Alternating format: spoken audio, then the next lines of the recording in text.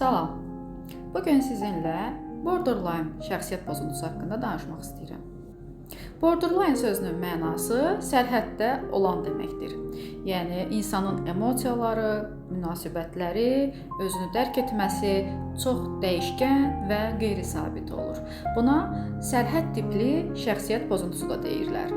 Borderline şəxsiyyət pozuntusunun əsas xüsusiyyətləri tərk edilmə qorxusudur. Ən kiçik məsafəni belə məni atdılar kimi hiss edə bilir, dəyərləndirə bilir. Həddindən artıq tərk edilmə qorxusu vardır bu insanlarda. Münasibətlərində də çox qərarsızlıq yaşayırlar.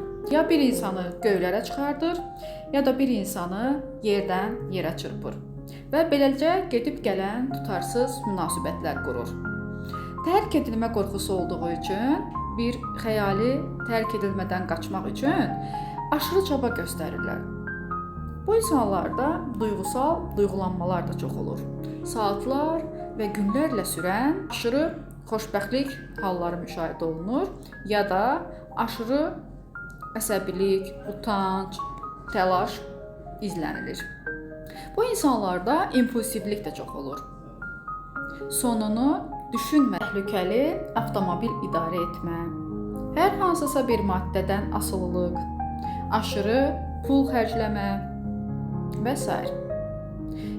Bu insanlarda intihar düşüncələri, özünə zərər vermə istəyi çox ola bilir. Ağ-qara düşünmə tərzi olur bu insanlarda. Bunlar üçün insanlar ya tam yaxşıdır, ya da tam pisdir. Bir anda çox sevə bilirlər, bir anda çox nifrət edə bilirlər. Daxillərində davamlı nəysə çatmır hissi, boşluq hissi olur. Qəfil qərarlar, riskli addımlar atma ola bilir. Borderline olan insanlar çox güclü bağlanırlar münasibətlərdə.